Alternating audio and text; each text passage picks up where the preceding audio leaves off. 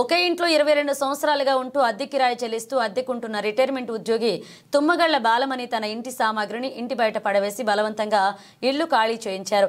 ఈ సంఘటన ఆలస్యంగా వెలుగులోకి వచ్చింది. కామారెడ్డి జిల్లా దోమకొండ మండలం కేంద్రంలోని పలుగడ్డ కాలనీలో ఉంటున్న బాలమణి తన ఇంటి సామాగ్రిని ఇంటి బయట పడేసి తనకు తెలియకుండానే తను ఉంటున్న ఇంటి సామాగ్రిని మొత్తాన్ని బయట పడవేసి ఇంటి యాజమాని పోగల రవి ఈ విషయం తెలుసుకున్న తెలంగాణ మాదిగ హక్కుల దండోరా జాతీయ అధ్యక్షుడు వేముల బలరాం ప్రభుత్వ రిటైర్మెంట్ ఉద్యోగి బాలమణిని కలిసి వివరాలు తెలుసుకున్నారు.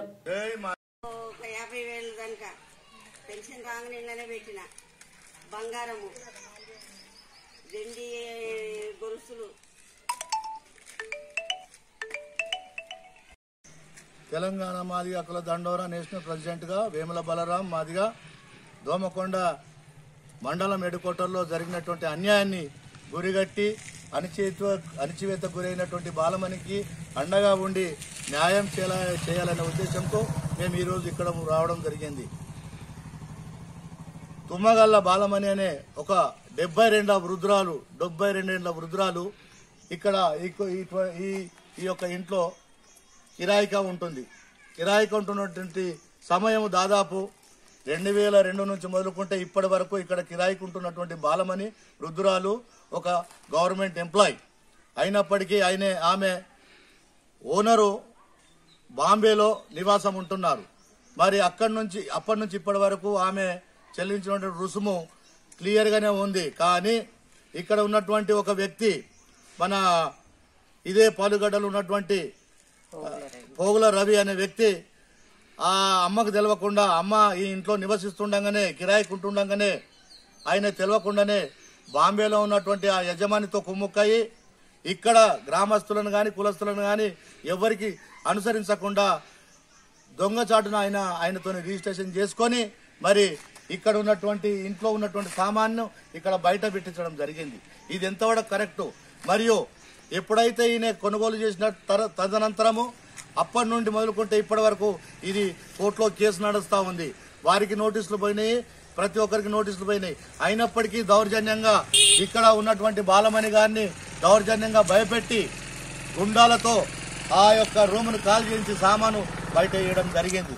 కానీ ఇక్కడ ఉన్నటువంటి సామాన్లు, అలమార్లు, ఖరీదైన సామాన్లు, ఆభరణాలు మరియు నాణ్యమైన వస్త్రాలు, డబ్బులు కూడా ఉన్నటువంటి పరిస్థితి గత 6 రోజుల క్రితం ఇది ఖాళీ చేయడం జరిగింది.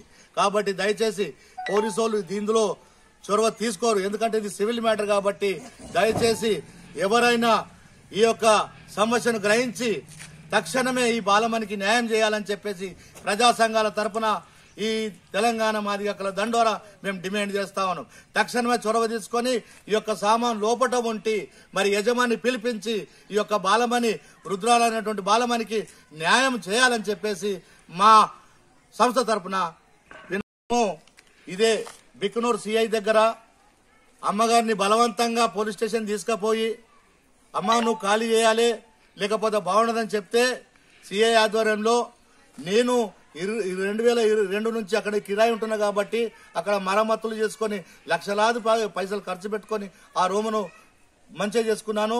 ఆ యొక్క డబ్బులు కట్టించండి అంటే అది వినిపించకుండా అక్రమంగా బలవంతంగా నా యొక్క సామాను బయటకు తీసుకొచ్చి బయట పారేసిరని చెప్పేసి అమ్మగారి కోరిక. మరి అప్పుడు ఆయన ఈ రవి గారు అమౌంట్ ఏదైతుందో నీ నష్టపరిహారం కట్టిస్తానని చెప్పకుండానే మరి అక్రమంగా ఈ యొక్క సామాను బయట తీసి పారేసారు. కాబట్టి దీనికి న్యాయం చేయవలసిందిగా కోరుకుంటున్నాం. ఎంఆర్పిఎస్ రాష్ట్ర ప్రధాన కార్యదర్శి మన్నె సత్యమ్మ గారికి మరి ఇక్కడ ఒకటే ఇల్లు మాదిగొల్ల ఇల్లు ఉన్నది అని ఆ పిల్లగాడు ఎవరెవరు అంచెనంచెన రోలుకచ్చుకుంటా సామాన్ తీసి రోడ్డు పైన వేసి ఆమెను రకరకాల మాటలు అనుకుంటా వేయడం కరెక్ట్ కాదని మేము కూడా అనుకుంటున్నామన్నా. మీ మిత్రులకు విలేకరులకు పోలీస్ ద్వారా కూడా ఆమెకు సహాయకరం కాల. ఖచ్చితంగా మా అత్తమ్మకు ప్రాణభయం ఉందని నేను అనుకుంటున్నా. ఒకరు సామాన్యేసే వరకు ఎవరు లేరు. కానీ ఈ రోజున పోగుల రవికి మేము మాట్లాడడానికి వచ్చినాము మాదిగొల్లం అంటే ఒకరు 50 మంది అయినరన్న గల్లీలా. మీరు ఏమిటికి వచ్చారు, మీరేం సంస్థ అని మాకు ఇప్పటిదాకా హింసిస్తే కూడా ఒక అన్న ఉండి బలరామన్న ఉండి సమాధానం చెప్పుకొచ్చిండు కాక మేము ఊకున్నాము. ఇక మాత్రము ఏం జరిగినా ఊకుండేది లేదన్నా. దీనికి ఏం పరిష్కారం? ఆమెకి ఏమైనా పోగుల రవిదే ఆయన చుట్టుముట్టు బాధ్యత. ఆయన చుట్టుముట్టు ఎంతమంది ఉన్నారో అంతమంది కూడా వాళ్ళు జైలుకి పోవాల్సిందే. ఆమె 72 ఏళ్ల మనిషి.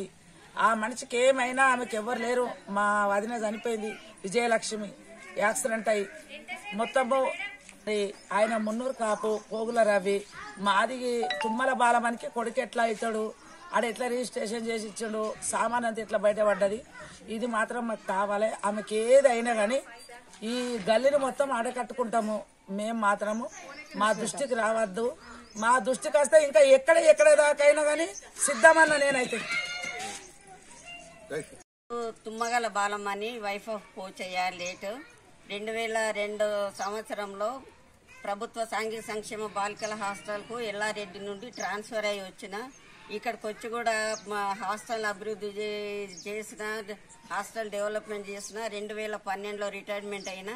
నేను వచ్చి నుండి ఈ హాస్టల్ దగ్గరలో ఉన్న ఇంట్లో కిరాయికి 250 నుండి 500 వరకు ఇంట్లోనే ఉన్నా. ఆ ఇంట్లో అన్ని మరమ్మతుల్ని నేనే చేయించుకొని నేనే ఉన్నా. వాళ్ళని అడిగితే చేయించుకోమ్మా, నీకే అమ్ముతాము, ఒకవేళ ఇల్లు అమ్మాలనుకుంటే నీకే అమ్ముతామని ప్రతి చేసింది వాళ్ళు చూసిండ్రు.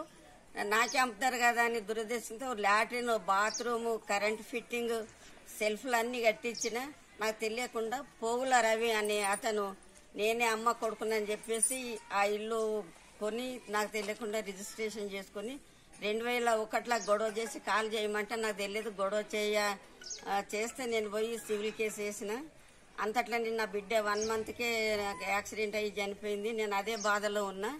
ఇప్పుడు వచ్చి 6 రోజుల క్రితం ఇంతకుముందు ఇల్లు ఖాళీ చేస్తే 100కి డయల్ చేస్తే పోలీసు వాళ్ళు వచ్చి సామాన్ లోపల పెట్టి ఇచ్చిండ్రు. మళ్ళీ 2 నెలలు అయినాక